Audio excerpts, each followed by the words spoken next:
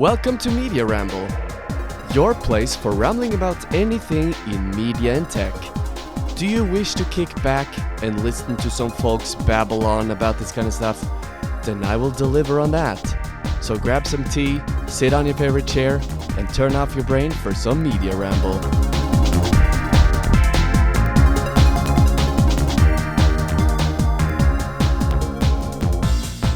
Greetings everyone, and welcome to the pilot episode of Media Ramble.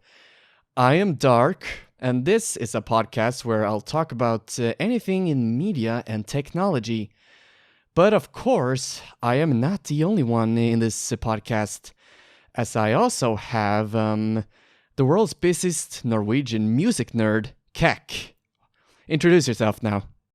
Hi, my name is Keck. I do music reactions and reviews, and basically, I am Norway's busiest music nerd. Absolutely, I'm probably the busiest metal nerd though in the world, maybe. Yeah, that's indeed him. So, the first topic we'll be talking about today is YouTube removing dislike numbers. Do you have any spicy thoughts on that? Well, I'm not a huge fan of it. That's for sure.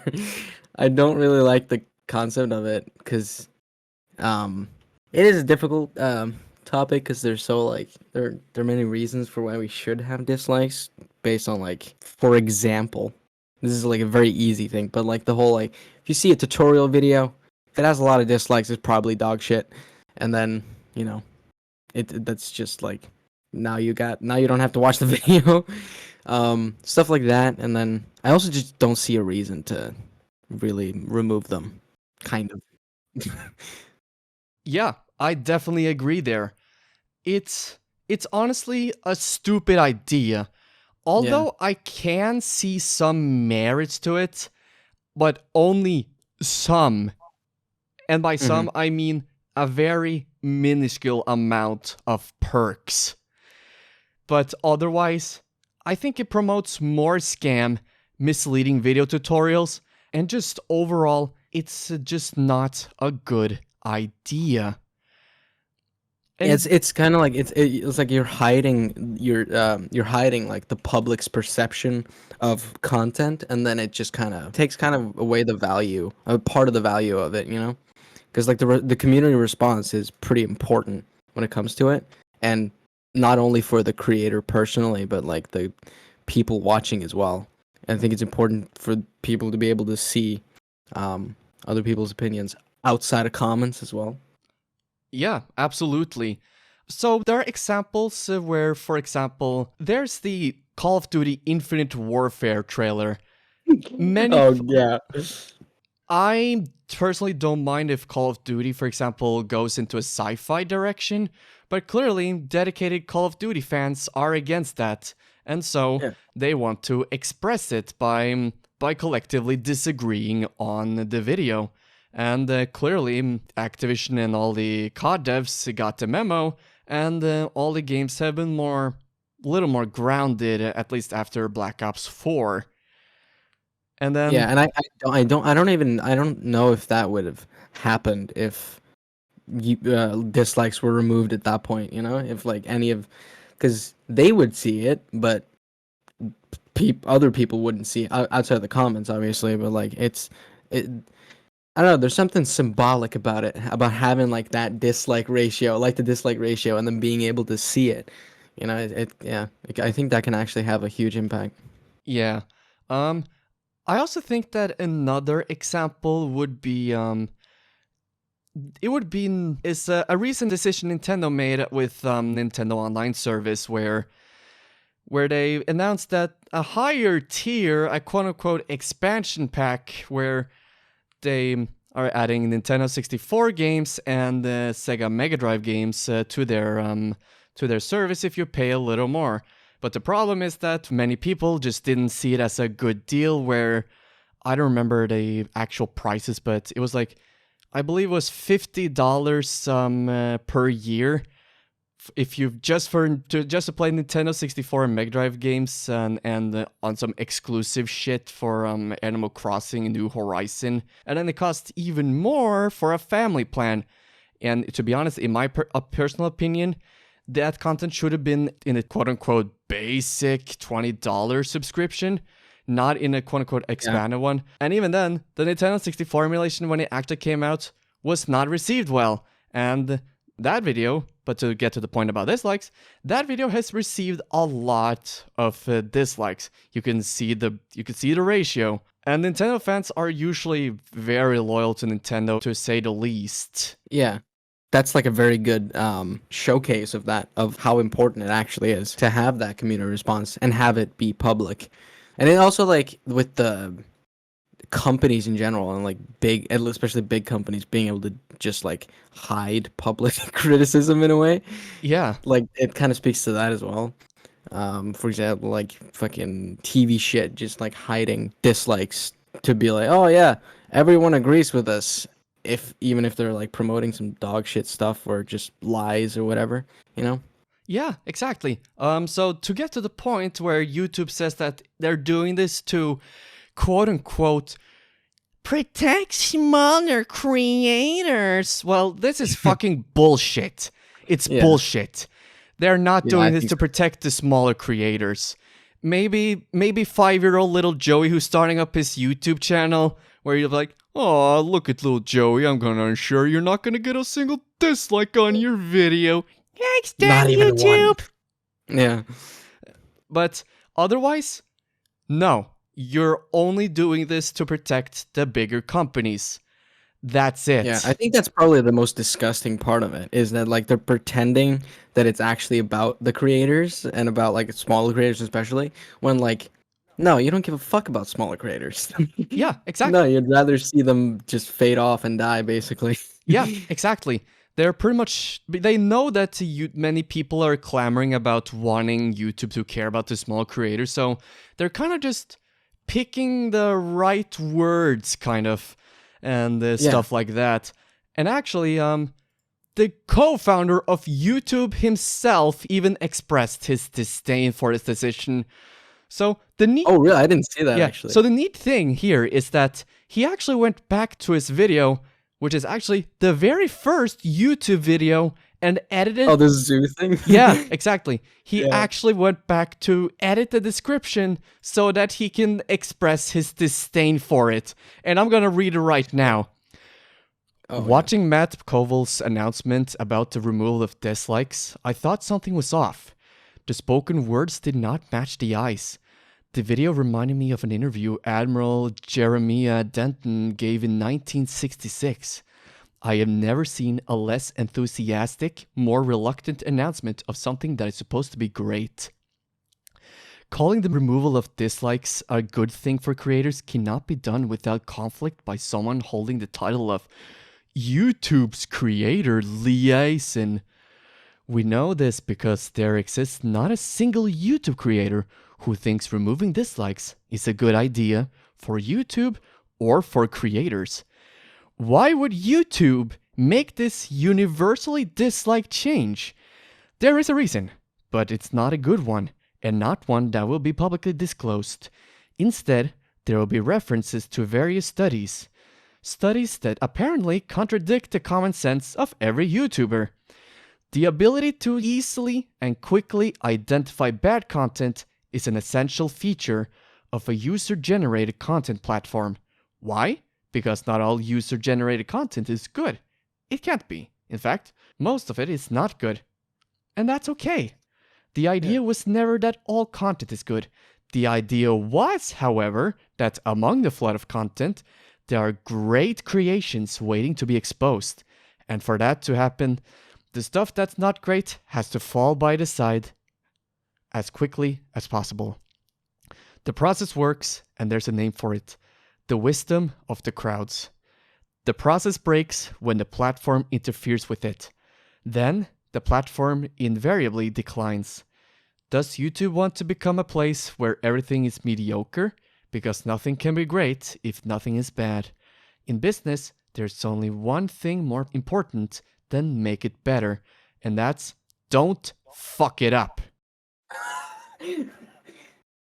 That is a great quote in general. Like that whole thing, I feel he gets it. Like absolutely. That is someone who gets the entire point of everything regarding YouTube.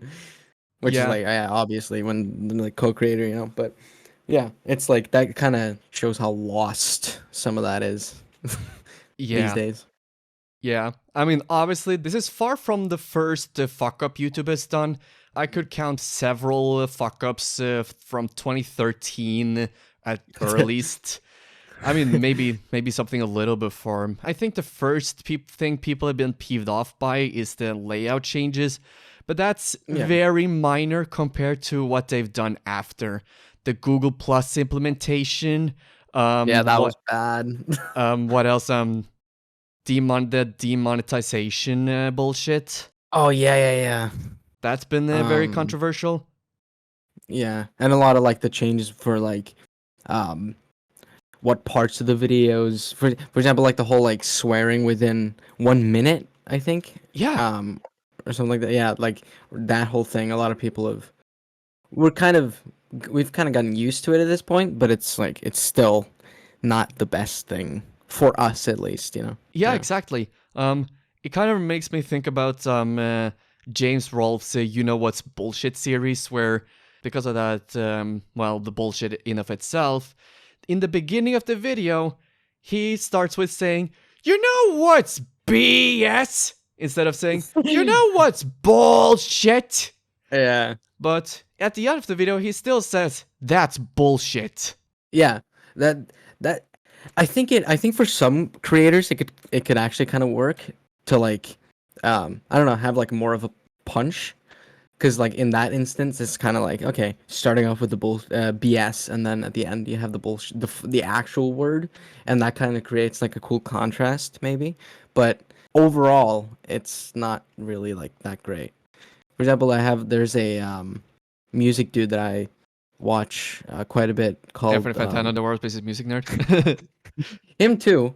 But there's a dude called well, he's now called Crash Thompson. He used to be called the Rock Critic, and he has like a series called "Fuck, I Missed It," where he just Huh. reviews like a bunch of albums in a row where like that he didn't review on the channel before, and he always starts off um with saying "Fuck, I missed it," but now he has to say "Fimmy" instead, like "Oh, welcome back to Fimmy," you know, and then he can Huh. go back to it, and Oh, that kind of takes a little bit away from it.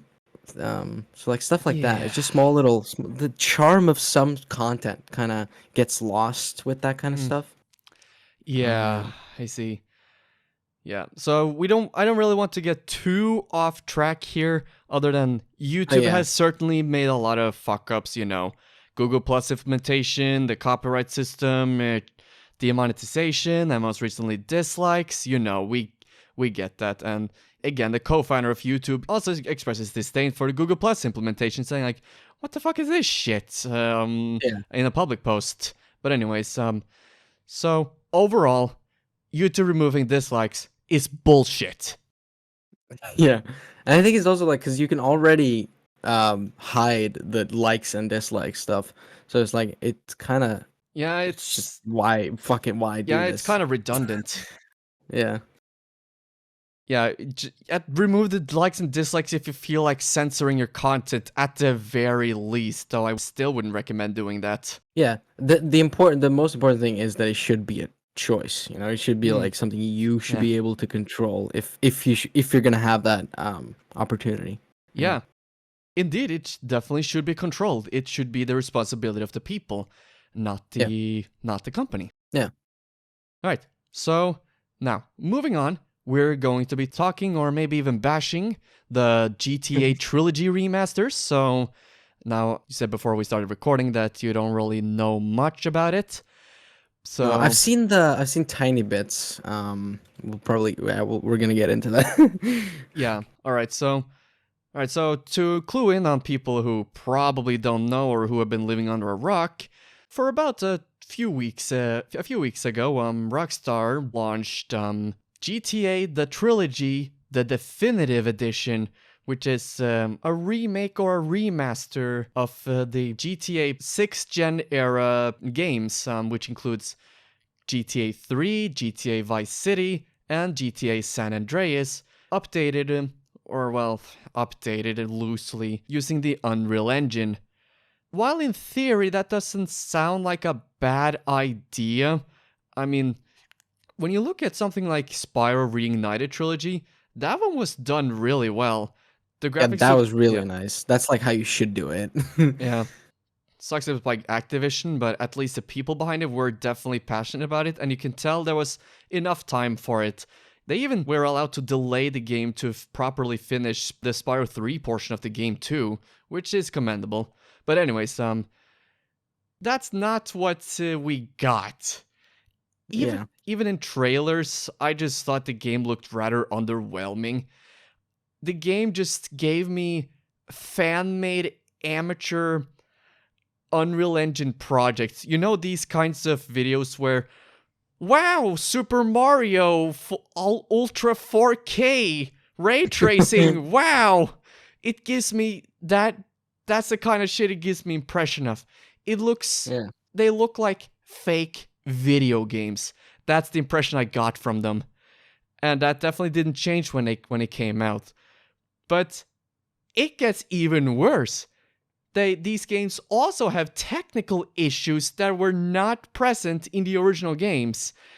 And let's not talk about that rain that just looks awful. And That's the main thing I've seen. yeah. It's just like, how? How do Yeah. you do that? I Yeah. don't even get how that happens. Yeah. Yeah. And that rain even clips through the water. The Oh fucking yeah. sea, like you seen from the distance. It's literally just like, oh yeah, let's just like, oh, you want to see? Well, too bad. Yeah. You want to know where the fuck you're going? Ah, fuck that. You haven't learned how to play. You don't know every single movement by heart yet? Well, fuck you. Well, I think the only thing I probably appreciate about it is that they at least upgraded the aiming, kind of the shooting system, where it's more in line with the later Grand Theft Autos, where you can aim down sights and shoot.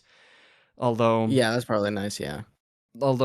they kind of made it so that you kind of had to tap the run button, which I know is a thing with GTA 4 and upwards, but I've heard it actually makes the running less responsive, so it's kind of a dumb idea when you think about it.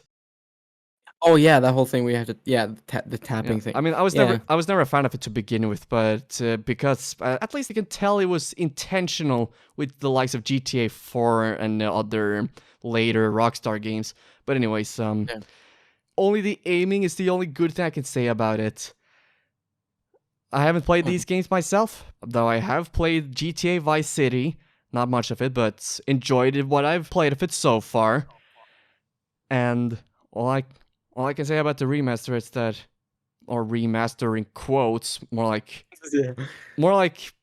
okay, so Rich of Review Tech USA kind of coined a term back when he talked about Tomb Raider Definitive Edition, where he called it Tomb Raider Fraud Edition.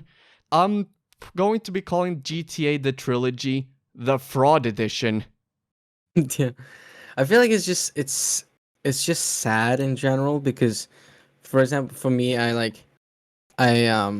didn't I well I had San Andreas. I didn't, or did I have? I think I had both actually, but I didn't play them like growing up as much. I played them like at other people's houses more growing up than rather than like having them myself. But it was such like a, I don't know. I look back on that, which like it's just so important to my whole childhood, and like even even if I'm not gonna like get the remaster anyway, it's just like seeing that it's not good, and it's just like I don't know, the reaction to it. It's just kind of like it hurts a little bit because of like the memories and how important that whole series is to me. So yeah. Yeah, that definitely saying something. Even taking over into consideration, the whole trilogy is widely celebrated, and GTA 3 even pretty much set a new standard for open world games. It may not have looked the best even for its time, as we have games such as Metal Gear Solid 2, which to this day even looks good, but it definitely had something going with its scope. A huge open world you Yeah. could explore and do whatever the fuck you wanted, but it was yet at the same time, unlike most other open world games, I mean, at least from when I played of Vice City, it didn't feel too messy. You weren't collecting stupid, valueless shit everywhere like in a Far Cry game, and Yeah, it true. was mostly. I mean, sure, there's some collectibles, and you got main missions and some side missions. Simple. Um, Yeah, that's the thing. They were pretty simple, but they also, yeah, like they had like I don't know, there's something special about them. It's hard to really like explain, but yeah. yeah. I mean, nowadays the Grand Theft Auto series is kind of a cash cow, especially with GTA Online. But Yeah. yeah, I'm not here to talk about GTA 5 being re-released for the 100th time and GTA Online being crap. But anyways, Rockstar themselves did respond to this whole debacle, saying in a very corporate sense, but a response, saying, so the headline, a note from the Rockstar Games team RE Grand Theft Auto, the Trilogy, the Definitive Edition. Hi everyone. We want to provide an update regarding the unexpected technical issues that came to light as part of the launch of Grand Theft Auto, the Trilogy, the Definitive Edition. Firstly, we want to sincerely apologize to everyone who has encountered issues playing these games. The Grand Theft Auto series and the games that make up this iconic trilogy are so special to us, we know they are to fans around the world. The updated versions of these classic games did not launch in a state that meets our own standards of quality, or the standards our fans have come to expect. Yeah, right. We have ongoing plans to address the technical issues and to improve each game going forward. With each planned update, the games will reach the level of quality that they deserve to be. A new title update is on the way in the coming days for all versions of Grand Theft Auto, the Trilogy, the Definitive Edition that will address a number of issues. We will update everyone as soon as it's live. In the meantime, it pains us to mention that we are hearing reports of members of the development teams being harassed on social media. Okay, that's actually bad. We would kindly ask our community to please maintain a respectful and civil discourse around this release as we work through these issues. Okay, I think that only part is so far is the only one I agree with. You should definitely not harass those who are involved with it. But anyways, Yeah, that's also raises just quickly I wonder how how it happened, because like I don't think I would blame like the people working on it really. It just doesn't seem like they would be necessarily responsible for like shit going wrong, because it's just kind of like, yeah, because of the working condition. It depends on that. I think I would like to know more about like that specifically before. Yeah, I mean, although my theory is that it would probably be a combination between maybe incompetence from Grove Street Games, and who also made the mobile versions, which aren't very highly regarded either, and also maybe budget and time. But anyways, we're not done yet reading this, so while one of the goals of the definitive editions was to allow players to enjoy these games on modern platforms for many years to come, we also understand that some of you would still like to have the previous classic versions available for purchase. We will be adding the classic PC versions of Grand Theft Auto 3, Grand Theft Auto Vice City, and Grand Theft Auto San Andreas back to the Rockstar Store, but not Steam, shortly as a bundle.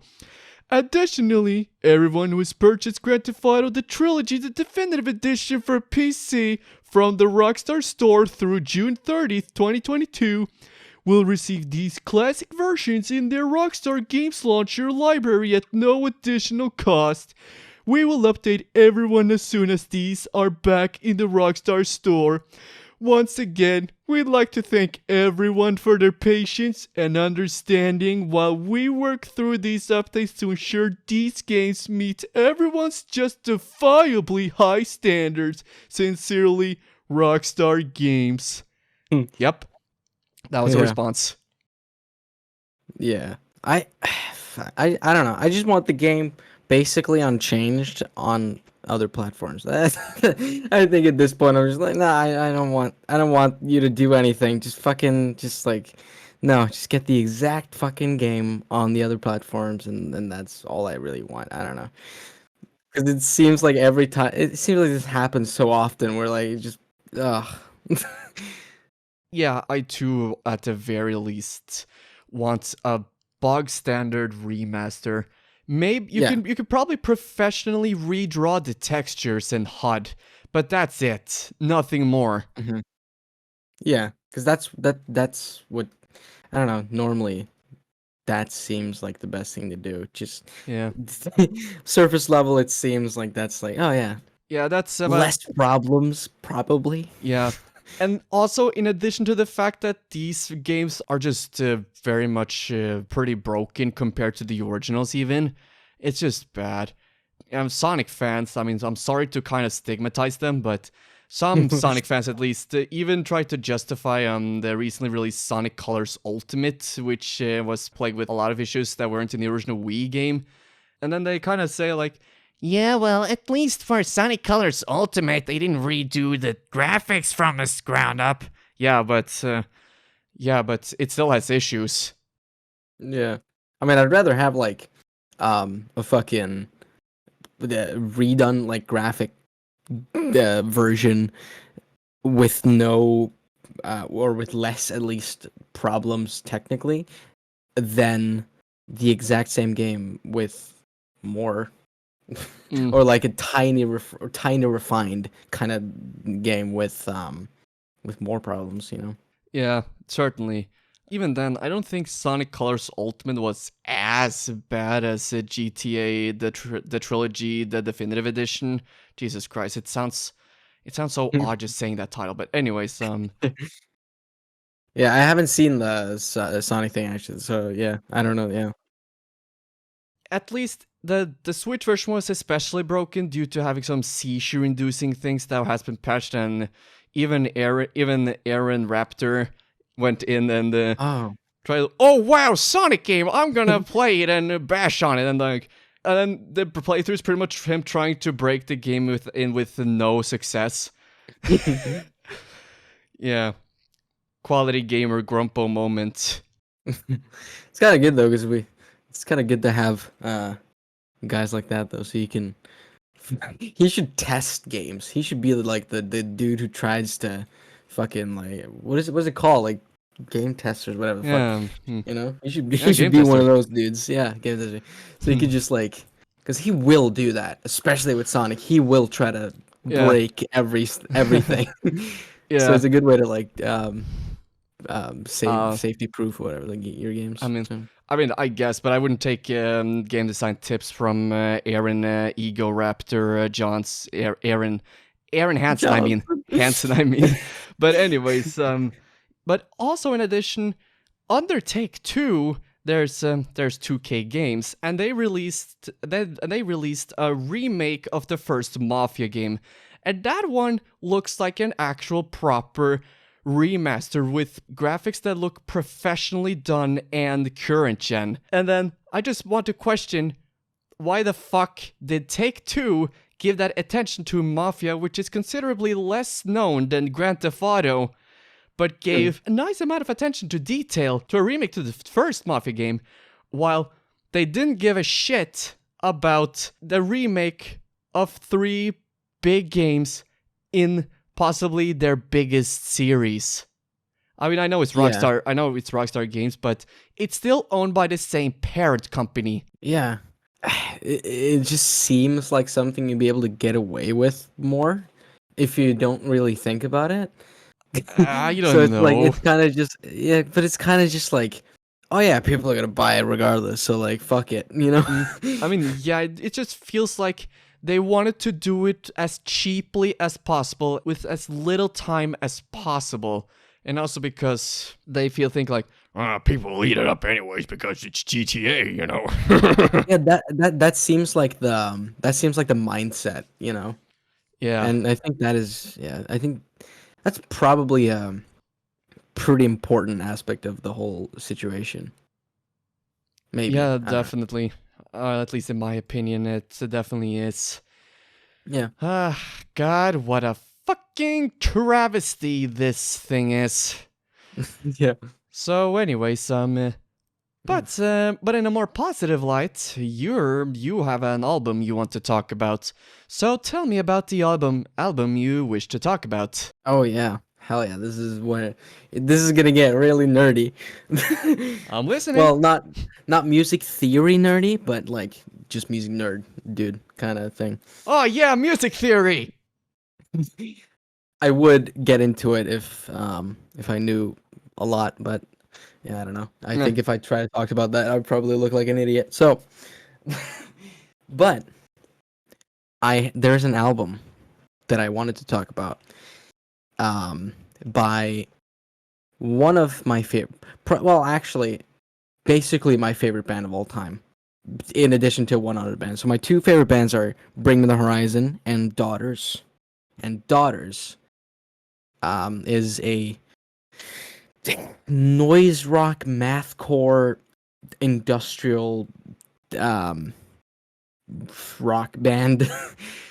And they have released how many 4 albums, and their fourth album that came out in 2018 is called You Won't Get What You Want. And it is, to this day, still my favorite album of all time. And I can't stop, like, every time I listen to it, it just blows my mind more and more. And, ooh, ooh, how do I even, ooh. So, they, it's been widely known as well as being like a very extremely good noise experimental industrial whatever type album. Like every single music review dude on YouTube basically gave it a 10 or at least close to it. And I think it's so obvious why, because I've never heard an album that goes, I don't know, I've never heard an album that um takes the concept of noise music and just turns it into such a unique and extreme experience as Daughters did on that album. It's literally like listening to someone losing their mind, basically. Both, both awesome. lyrically and sonically and vocally, and like everything is just so dark and honestly terrifying. That's like the main thing. It's one of those albums that will leave you literally fucking terrified if you pay attention. Cause so basically my history with it is I saw Fantano review it, and then I just saw like I don't think I watched the video yet. I was just like okay, I saw a tiny bit of his review, and he was like, "Oh, blah blah blah," and then I saw the score, 10 out of 10, and then um, I just had to listen to it, and I did, and the first time I heard it, I hated it. It was bad the first time I heard it. It was so, I don't know, it just wasn't music to me at first, but still, after that first listen, I couldn't stop thinking about it. And still to this day, that's still I think why it's my favorite album of all time, because I can't stop thinking about it. It's one of those albums that I consistently think about and need to kind of reference when I talk about music always. And I couldn't explain it at first, but then I listened to it another time, still hated it. And then the third time, I decided to just like um, listen to it. Like I think it was like 3 a.m. and I just shut shut off all the lights in my room, and I just put on my headset and just listened to it, and really tried to understand it. And then I got to the song called "Less Sex," and and it is, Less I don't sex. know, when I heard that in that environment, everything clicked. And then I just got obsessed with listening to it. So I listened to it like a million times and read all the lyrics and got super invested in the Oh story wow. and everything. And it's just so, it's terrifying, and it's emotionally devastating at the same time. You know, it's one of those like, oh, it's cool lyrically, it's like fun to listen to and blah blah blah blah. But it's also an album that will really emotionally fuck you up in a way, because the not only the lyrical content in the way that everything is written, where you literally, with for example the opening song City Song, where he talks about the city is an empty glass, and like those types of that way of writing lyrics, very metaphoric, like metaphor kind of style, um but it's done in a way where you have to think a little bit, but it's still pretty easy to understand, at least especially if you kind of deal with a lot of um, stuff yourself. Yeah, and it's just Awesome. and for example, the Flammable Man, which is another, that's probably the most intense song on the record. Um, City Song is a little bit more of an opener. It has like a drone that just kind of goes through, and then it escalates and becomes really noisy. And then the Flammable Man is literally just from start to finish. It's straight up just kind of, if you take a punk song and um, to make it ear piercing, and then with the lyrical content of like, I don't lie awake at night for a good time because it's fun, and that kind of stuff. It's just like, oh, you just hear the main character literally lose his fucking mind. And that in addition to like the way that they, not only the lyrical content, but the way that um all the sonic, like the sonically, it's so noisy while still being nice to listen to. It's very very well done. It's, I don't know, I can't remember the name of the producer, but Jesus Christ, I want to work with them. um and then, and also like they're fantastic players just in general.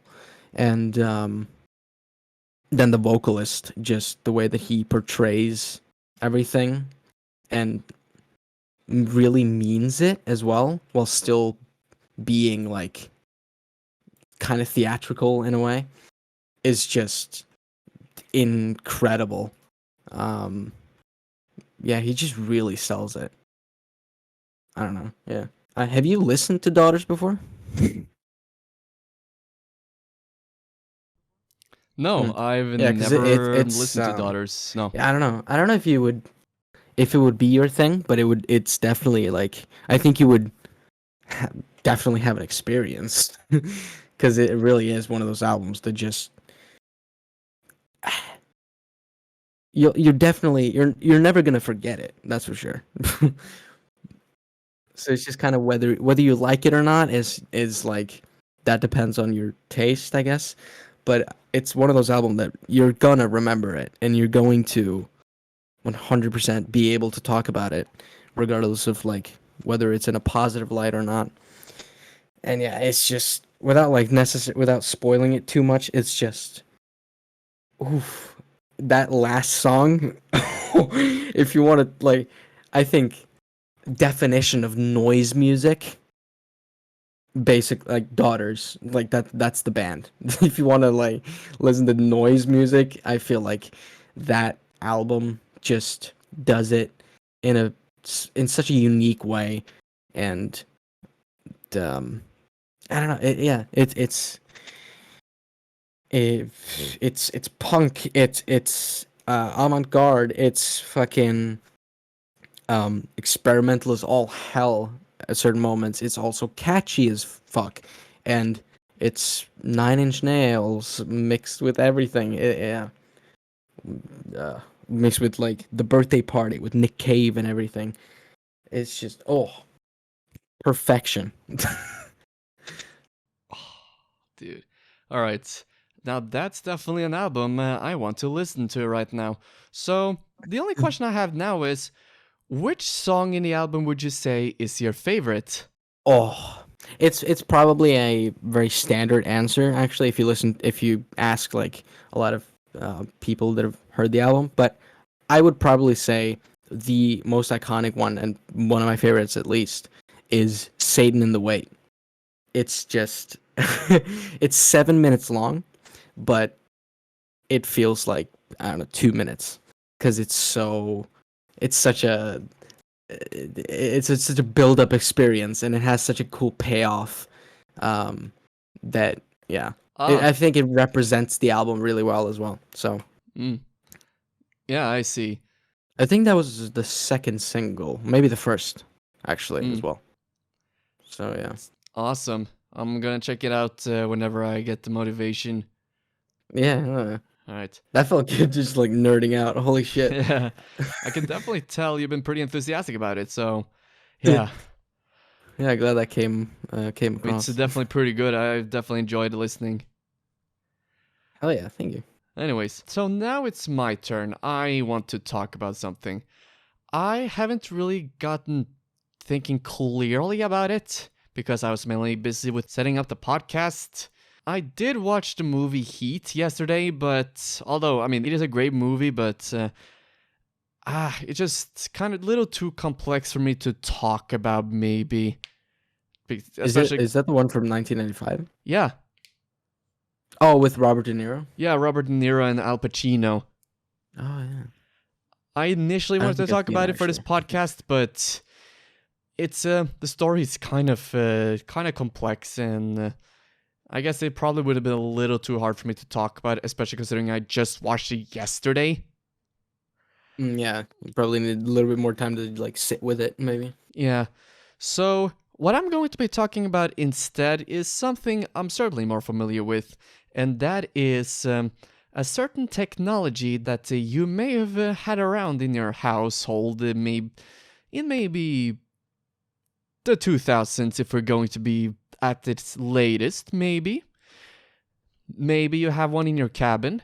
It's the CRT display. This type of display has been around since pretty much the dawn of television. But the question is, why are there people that still use them, such as me? Now, before that, let's have a little history lesson on how I got there. So, before I even got into them, I kind of, just like many people, just kind of saw CRTs as kind of whatever. They're old. I don't see much point in using them when flat panels exist. But then I started hearing about the advantages of CRTs and such, and that at least made me think, well, at least I can definitely see their perks, but they're not for me considering the space I have. But then, in 2019, I started getting interested in the CRTs again, mainly CRT computer monitors. Mainly because, to my surprise, there are actually some that are capable of displaying modern high definition resolutions, such as now this purely depends on how many kilohertz the monitor has, but there's definitely that so-called holy grail known as the Sony GDM FW900, which is a widescreen 16 by 10 CRT monitor at around 24 inches, I believe, which outputs at a resolution of around 1440p at closest, which is honestly really amazing. And of course, you can of course display it at any kind of resolutions without it having an upscale at all. But anyways, I'm saying anyways a lot. But this was before Digital Foundry's video on it, which pretty much drove the demand even further to the ground. So that's when I was like, oh yeah, I kind of want to get a CRT computer monitor one day. Maybe one just like this one. So I was in college or folkehøyskole. It's a form of college, at least here in Norway. So I was visiting my dad's house fall break, and I pretty much stayed there for a couple of days. And then on a Saturday, just before I was inviting you and another friend for a movie night, God, it's been a while since we did one of those. Oh shit! Yeah. Yep, it was exactly that day. I was. Oh my god. I was in a flea market at a school, and was looking at things. That's when I noticed a 17-inch CRT computer monitor by a company named Fujitsu Siemens, which was a kind of a joint venture between Fujitsu and Siemens or Siemens, these two companies at least. And it was nothing special about this one.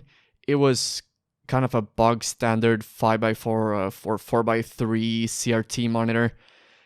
It can maybe display 1280 by 1024 at most, which is at least HD. I mean, I honestly thought these things only displayed 480p, so that's at least more than I thought. But yeah, I mean, it's still a bog standard CRT monitor you would see, but I still bought it for only 20 Norwegian krones or $2, and I pretty much took it. Yeah, it's definitely a steal. I brought it home, took it even by subway even. It was a little heavy. By that time, I didn't have anything to hook it up with. I didn't have my laptop with me either. But even then, the battery to it was pretty much dead and needed to be plugged in the wall at all times. But I mean, hey, I could at least turn it on. And, well, sure enough, it at least showed a picture. So, I did get to use it during winter break, which was at least one day before me and my family went to Africa. I actually brought with me my Dreamcast from college, which actually has VGA output if you use a box, and tested it that way. And I gotta say, it looked really nice. That's certainly when I for the first time tried out this monitor. And even until fairly recently, until I upgraded to a new monitor, which I'll get into later, it's definitely been a good secondary monitor. So, and the advantages I'll also get into later.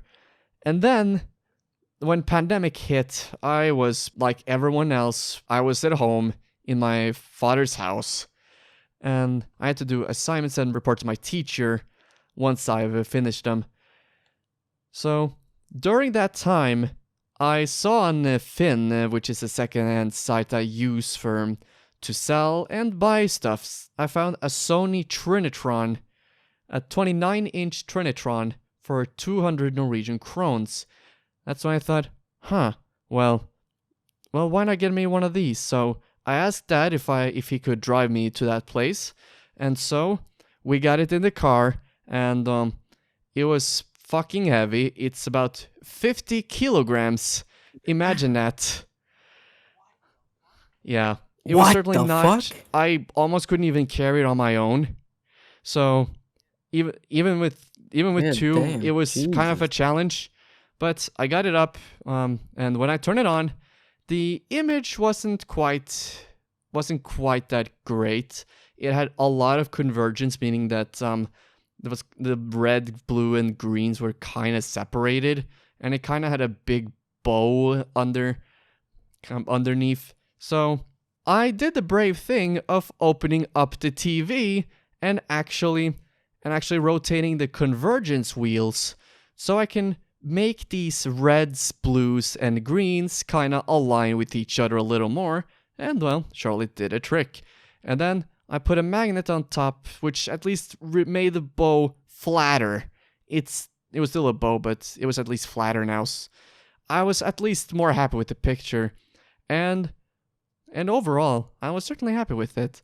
Though unfortunately, as I was at one point during the summer of 2020, as I was trying to fix the geometry to the TV a little bit, because remember this is analog, I kind of bumped my screwdriver as I was trying to pick up a magnet I dropped in the TV, but unfortunately, my screwdriver bumped into a part of the TV that made it short, and unfortunately, I couldn't really turn it on after that. So yeah, it's kind of sad, but oh well. So it's kind of been staying in my apartment dormant for at least a year now. I pretty much. I moved to a new apartment last year.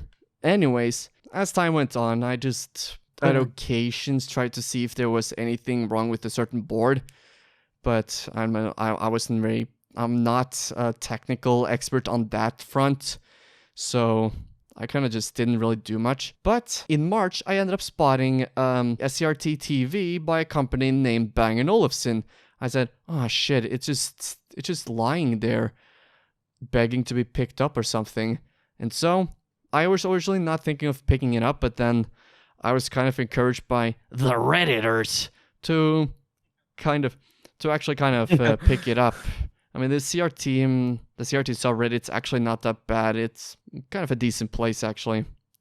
But anyways, so I actually got a shopping cart and got it in there and then dragged it up to my apartment. But unfortunately, the power cable snapped in the elevator, so I kind of had to fix the power cable, which I eventually did using some kind of what is it called? It's like kind of like these red pipe things, where I kind of clammed them together to make a connection between two parts of these, and then that way I finally could get some power. I think I know what it is, but I don't know the name of it either. I additionally also bought a third-party remote for that TV, because the official ones are actually kind of expensive. But anyway, I tried to turn it on, but then it ended up turning itself off by itself. So obviously there's something wrong with it. So for a while, it's pretty much been another dormant CRT. I was putting up a page for it where if I wanted kind of a contrast glass, because the contrast glass to it was missing, and then I was offered if I wanted a Bang & Olufsen of a similar kind, if that guy was going to Oslo. And I said sure, and then he actually did come to my place, and I picked it up, and although it at least doesn't turn off by itself, it had a problem. The picture was completely out of whack. The picture, especially on the sides, it was going right in between, like kind of a Bowie thing. It's, God. Imagine just getting a TV for free and just fucking not working. So I pretty much have now 3 dormant CRTs that are just there. And then I saw Bang & Olufsen MX4000, which is similar to the ones I had, which one was a MX6000 and another an ME6000, which are 28-inch TVs. At least they're lighter than that Sony Trinitron. And the MX4000 was at 21 inches. And so I paid for it. The person actually said yes to drive to my place, and I picked it up. And unlike all the others, it worked with no issues. But the problem was something that I made. Because, so these TVs actually have speaker outputs where you can plug it into an amp and use it as kind of speaker. So I thought, hey, what if I could use these as not just the TV for retro gaming, for PlayStation 2 and something even older, why not also use it as speakers for my TV? And so I plugged it to a Yamaha amp I've had for at least a while in preparation for something like this. And I mean, it certainly worked, but the problem was that when I got to something pretty bass heavy, that's when it started to smoke. Yeah, I mean, it didn't. I mean, there was no fire, of course, but one capacitor at least crapped out, and the TV refused to turn on, although the red standby light was on. So it was just like too much, or like? Yeah, the sound was certainly too much for it. So yeah, I was pretty much stuck with 4 dormant CRT TVs, but the MX 6000 I actually put outside again and put it up beside saying, I need a new home and something. Yeah, pretty much give it away. I'm not sure if people just took it to a dump to put in the dumps, which I hope not, or if they actually did take it to repair it. I'm not sure, but at least I got rid of it somehow. And then the ME 6000 and the MX 4000 I just gave away on Finn. So at least I got rid of all the Bang & Olufsens.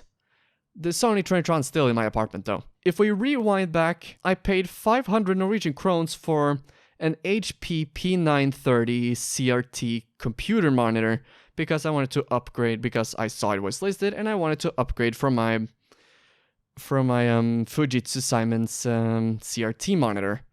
And yeah, I mean, it definitely worked at first, but then a day later it just stopped working. So if we count that one, I pretty much by that point had 5 dormant CRT monitors.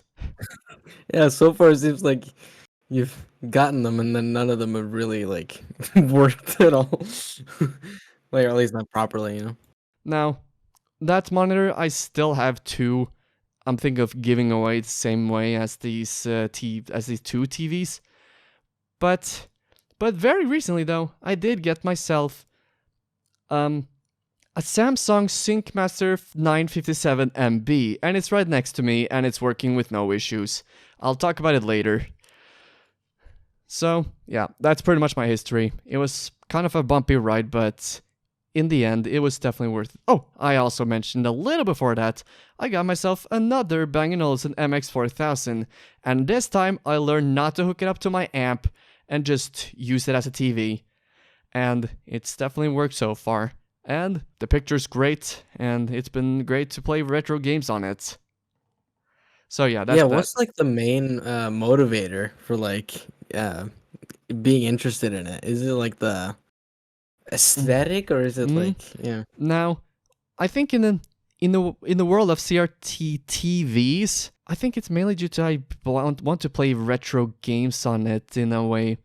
It's kind of hard to describe, but it certainly has more of a charm than displaying old retro games upscaled on HD TV.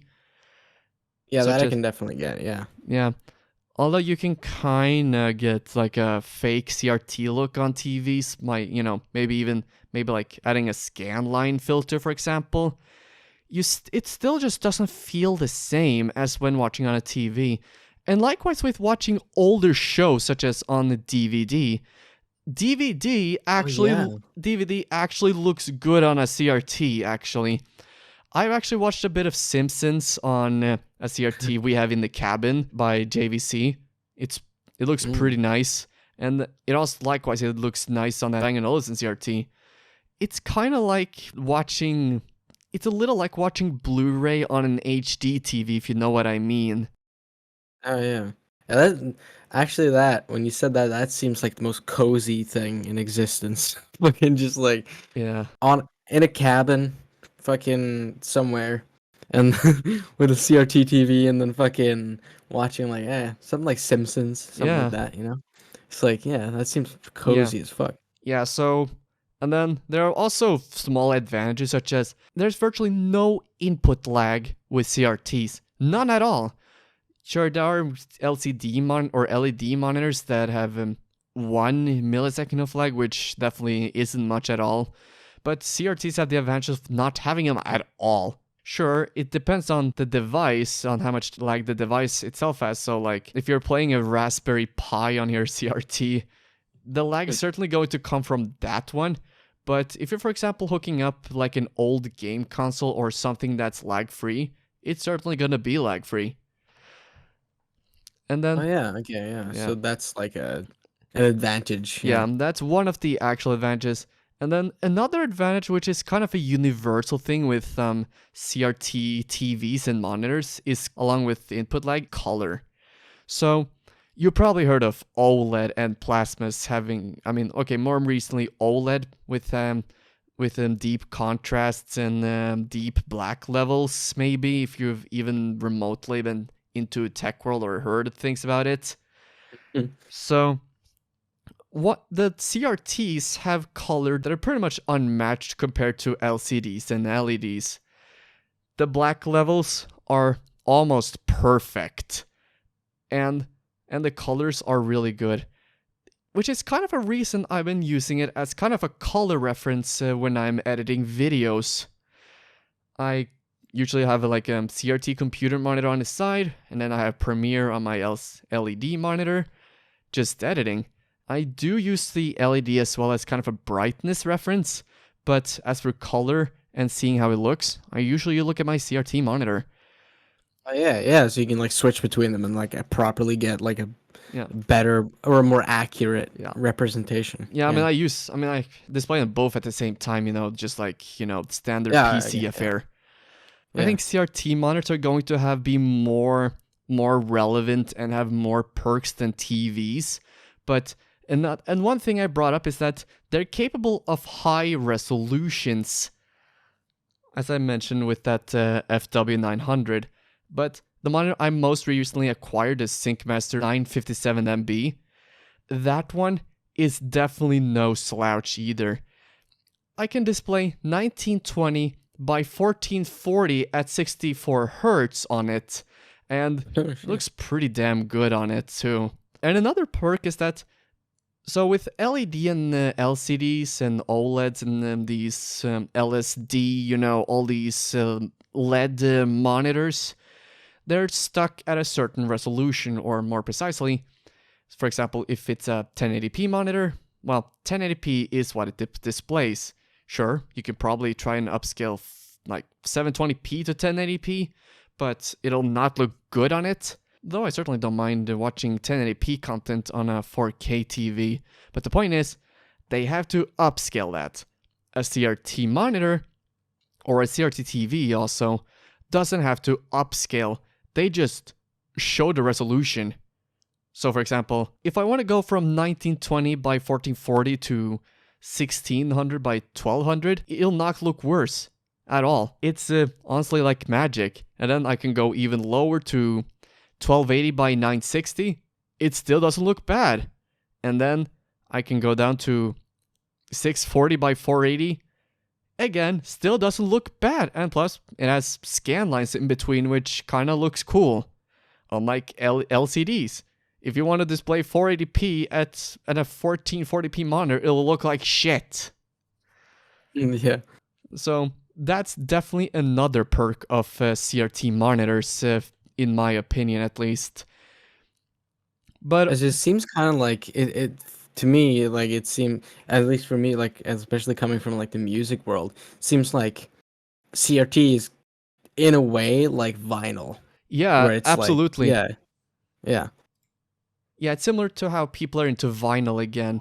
Although Mhm. CRTs are definitely more of a niche thing, and you'll still Yeah. definitely have people questioning, oh, why the hell do you have a tubby monitor? Something like that. Yeah, people probably don't call them CRTs. They'll just call them a box TV or a Yeah, box monitor. boxes, yeah. I mean, they are pretty much boxes. Fucking But blocks. I mean, but then again, people back then probably questioned why people listen to vinyl. Like, hey, why are you listening to that record player of yours? Why not listen to CDs?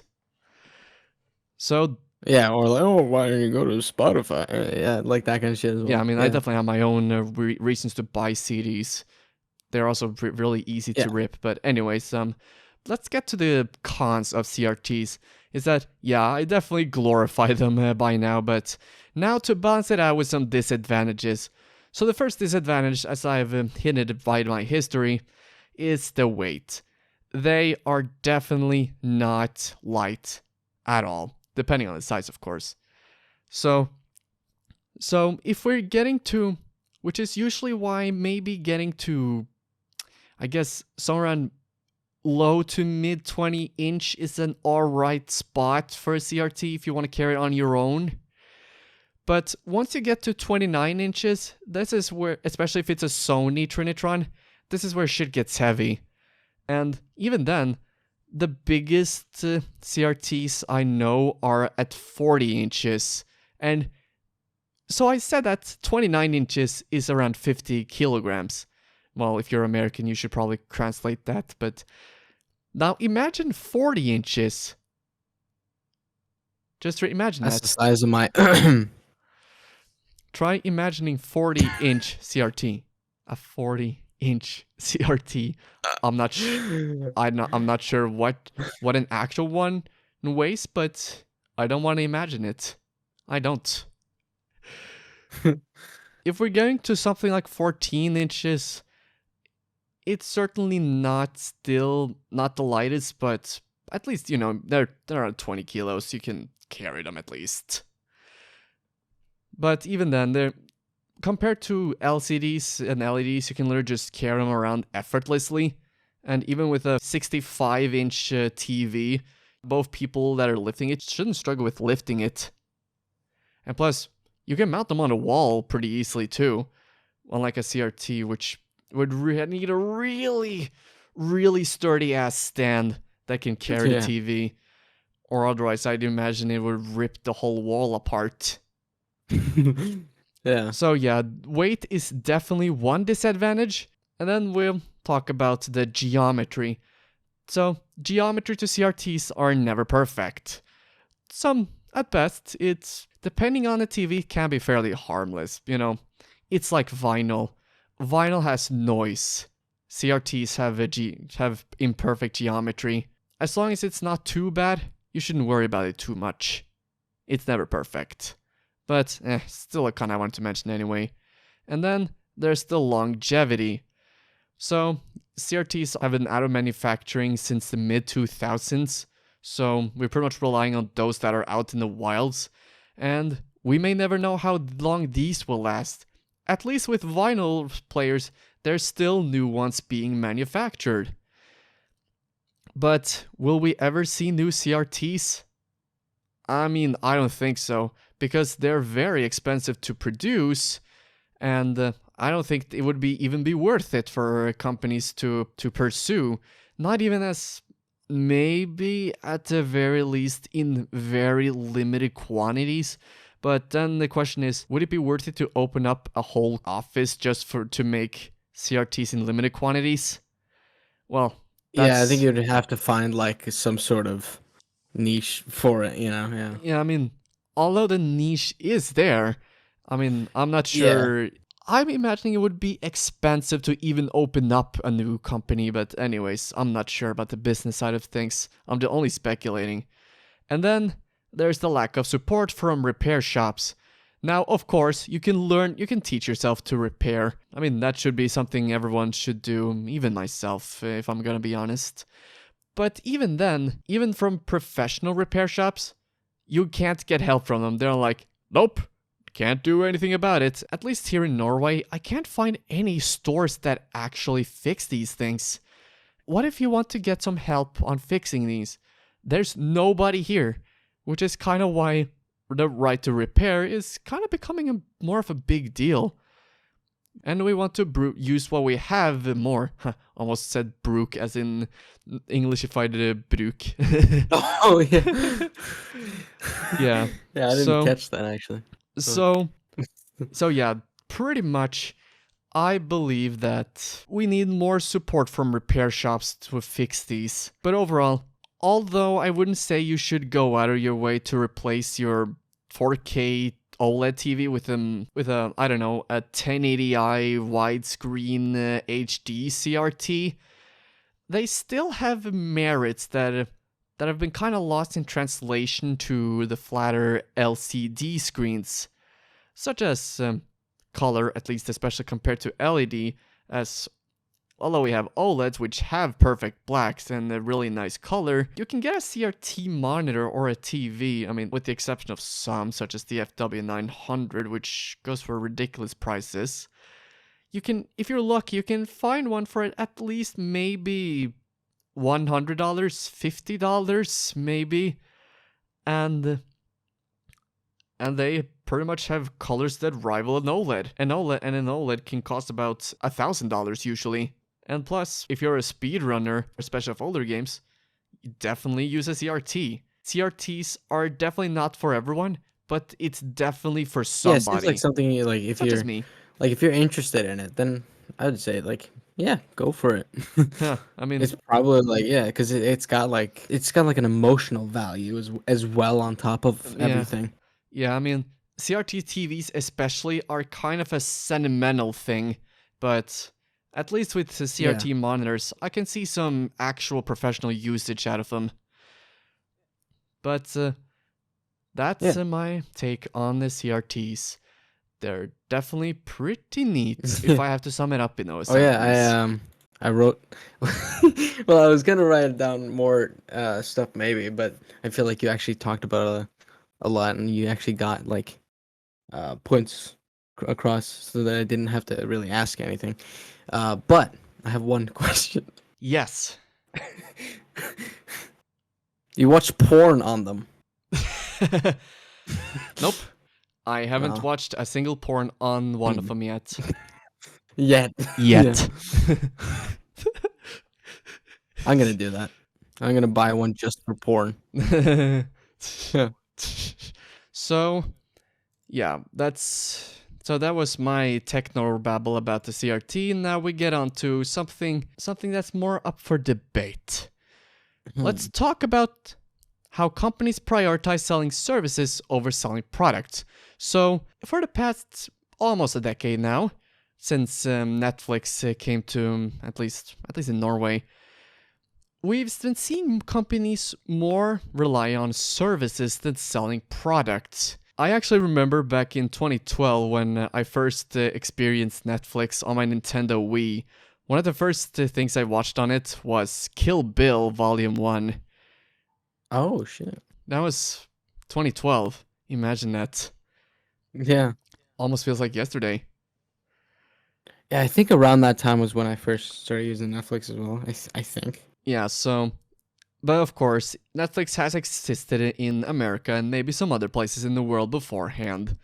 And even before that, in 1998, Netflix existed as a direct-to-mail rental service where you could rent a DVD and get it in the mail. And then return it. I think for some reason Netflix still has that part of themselves, but we all know Netflix as a streaming service. They started the streaming service thing somewhere around the mid-2000s, I believe 2007 to 2008. They originally had an exclusivity deal with Xbox where it would be exclusive on Xbox 360, but then they also kind of circumvented that by releasing Netflix as a disc for the Wii and the PS3. But 2012, I think, is the real turning point of society when it comes to technology. Both when it comes to how we went to having more minimal designs in the graphics design. Everyone were starting to stream. Movie rental stores started shutting down almost immediately. Blockbuster shut down in 2014, went from having around 1,000 stores around America to only just one in Oregon. That's insane. But the point is, we have definitely gotten into services. And even Adobe sell their products by making you pay a monthly or yearly fee. And nowadays, almost every movie company have their own streaming service. Disney has their own streaming service and even bought Fox, so they're kind of an entity mixed into each other. And then Paramount has their own streaming service, Paramount Plus. I'm not sure if it's in Norway yet, but because I still see a lot of their content on Netflix, and Universal has their content on Peacock. And then we of course have HBO, which is where Warner Bros. Kind of dumps a lot of their stuff. So it's safe to say that we are in a very service-centric world nowadays. Not just with these streaming services, but also with kind of how more disposable phones are. So what are your takes on that? It would be probably the main thing I would have to maybe more define specifically service and product, because I think it depends a little bit maybe on what specifically it is. Yeah. Yeah, I guess so. Because But there are a lot of different types of services and a lot of different types of products as well. But yeah, and I think that will probably depend on, or that will probably change my opinion depending on what it is, what specifically it is. Yeah. the thing with services becoming more of the norm than just selling product is that it kind of makes owning things become more of a rarity. So, for example, when you buy a digital game on a service like Steam, you don't really own the game. You're only buying a license for it. And even with physical PS4, PS5, or PlayStation or Xbox games, you're only paying for a key. The only thing you really own is the plastic surrounding that software, which at least gives you the right to resell it.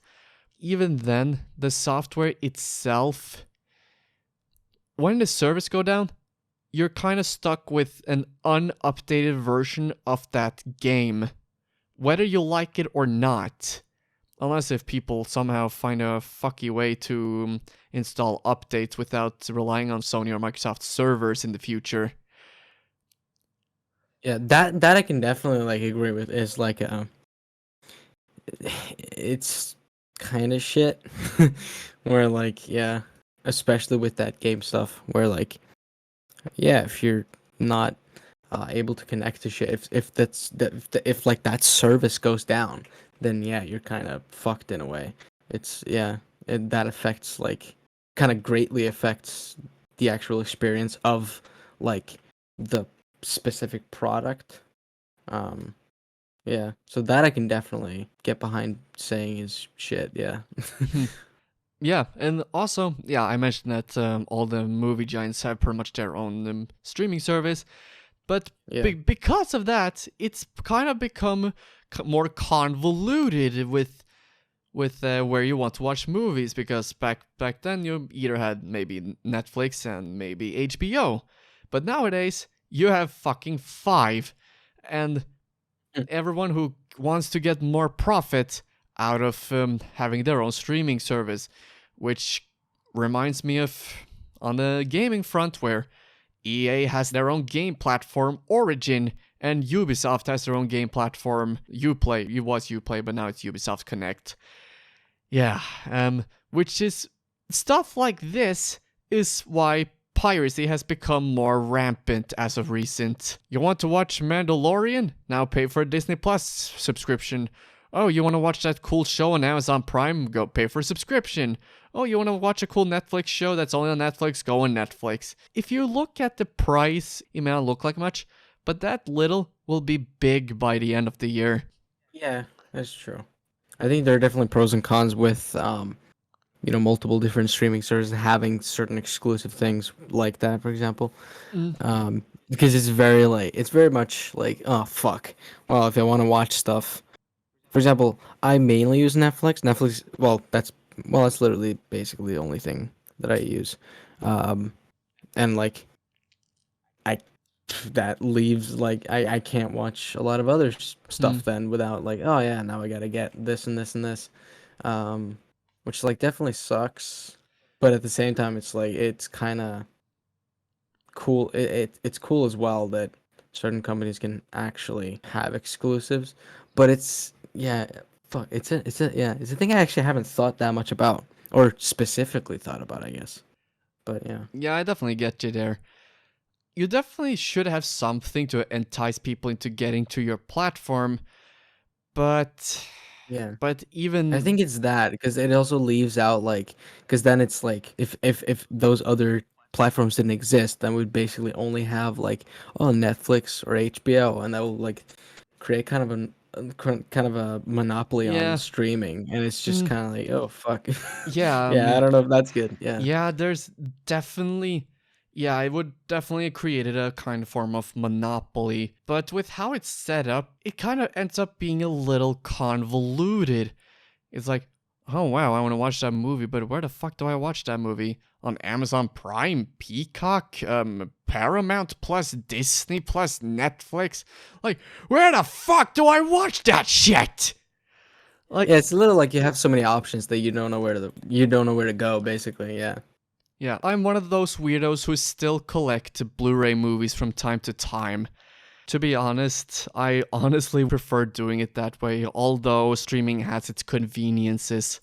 First, there's the sentimentality of it, but then it's actually kind of owning at least this physical version of the thing that you can put on the shelf. And plus, I can rip them digitally, so I can watch them anywhere, wherever I want to. I think that probably for me at least the most important thing is that we don't lose that. Where like as long as we're at least I hope we'll never have to stream something. You know, I want there to always be, at least for the most part, for most things, to be like a physical version of it or other places to watch it. You know. Absolutely.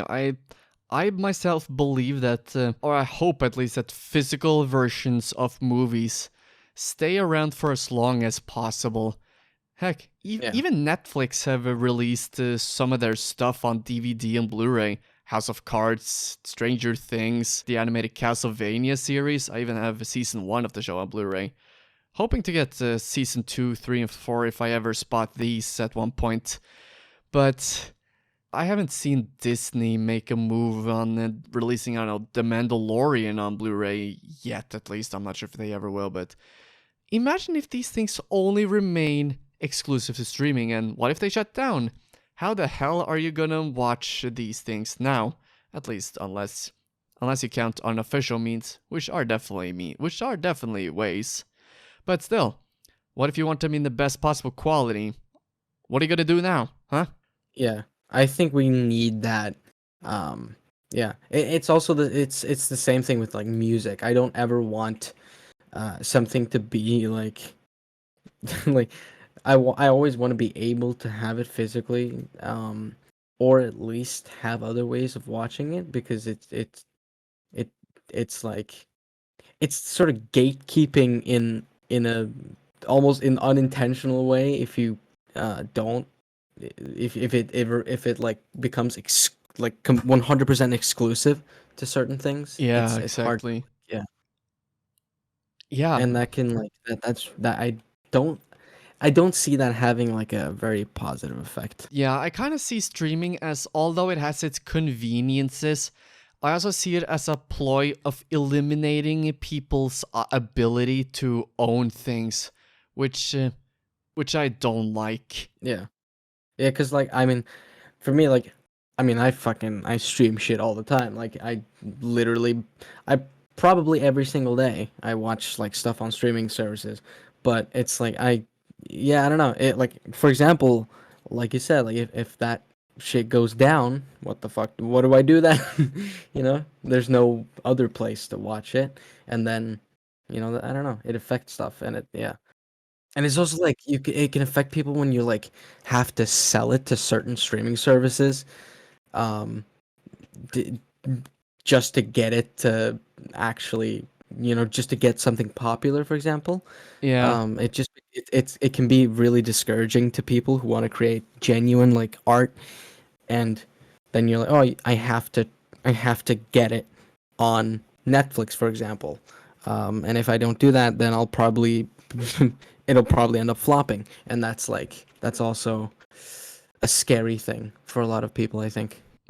yeah, I can see that. And that's also like comes also into like the music stuff, for example, like with streaming music, it's like singles have become so important, and people don't really well they care less and less about albums, which is like that's kind of scary if your whole life like your whole livelihood is making albums.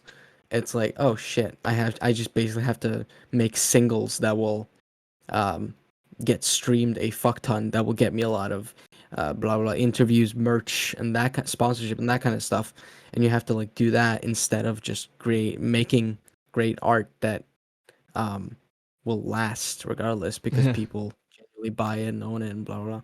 Yeah, so like that also gets affected because people just don't care about stuff for a long period of time anymore. Yeah. Hey, Keck, make a new radio-friendly single so that people can milk to death and sing all the time, please. Yeah, it's like I can imagine. Like I'm not like I do make music, but I don't live off of that in any way, and I haven't really released that much.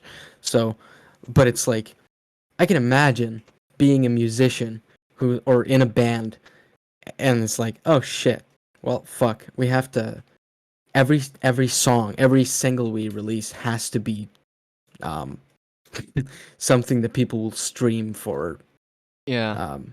like something that will stream constantly for a certain period of time, and then if it's not that, then oh shit, Yeah. then we're kind of gonna things are starting to look bad. Yeah. Yeah. So I guess my only take on streaming, at least from a musical perspective, is put your shit on Bandcamp at the very least. That is a good, yeah, that is a good way of like kind of combating that. Yeah. Bandcamp is probably, I think it's a great way to build sort of a fan base as well. And also just using social media and try to be very active that to build a strong fan base can also like Yeah. help combat that. But then Yeah. some bands don't want that as well, you know? So it's hard. Yeah. I mean, my main reason for Bandcamp is just I want my music in FLAC, damn it. Mm. Yeah, that's pretty much my take on music streaming. And that's a little about the service reliant present day we live in now. It's convenient, but has some dangers, I fear. Yeah, it's definitely not perfect. I would say that. Yeah, it may seem perfect, but then you kind of look at the dark side of it and realize, oh shit. It's really it's a short term kind of like constant rush, you know, and then over a long period of time, it can destroy a lot of things that are essential for these things being created. Yeah, exactly. Honestly hope at the very least someone in these companies they work with have some long-term plan, but if not, at the very least, all hail the pirate. Yeah, not that I condone piracy or anything, but in all honesty, they do a better job at preserving than any company ever wishes to, or well, not even sure if they even wish at all. So that wraps up a lot of the topics we've discussed. So YouTube removing dislikes are bullshit. We've been through the travesty, that's the GTA Trilogy remasters. We've been through Keck's album of choice. And then we've been through me babbling about CRTs. And at last, the comfort of streaming with the dark side. I got a little bit unsettling ending, kind of. Yeah, I mean, hey, not all endings end on a positive note, you know. Yeah, no, but I like that. Yeah, I thought that was a good like final topic. Yeah. Yeah, so that was it for today's episode. Now, before we end the episode, where can we reach out to you, Keck? Oh, you can find me on, for example, YouTube. I guess you would have to search for. I mean, you can just for Keck or Keck60, and you'll find me. And then I'm Keck60 on every other platform as well. And yeah, and I'm also trying to release music soon. I already have a single out, where a song I feature on. It's a deathcore song made by a friend of mine called Unnamed, and yeah, it's called Pierced Eyes, and I do some vocals on there, and it's I gotta say it's a banger. So yeah, you can go check that out. Pierced Eyes by Unnamed featuring Keck. Yeah, so that's basically it, I guess. All right, awesome. Thank you so much for being in the podcast, and I'll hopefully, yeah, And I hopefully see you in the next Media Ramble, if I'll ever make a new Media Ramble. So until then, take care.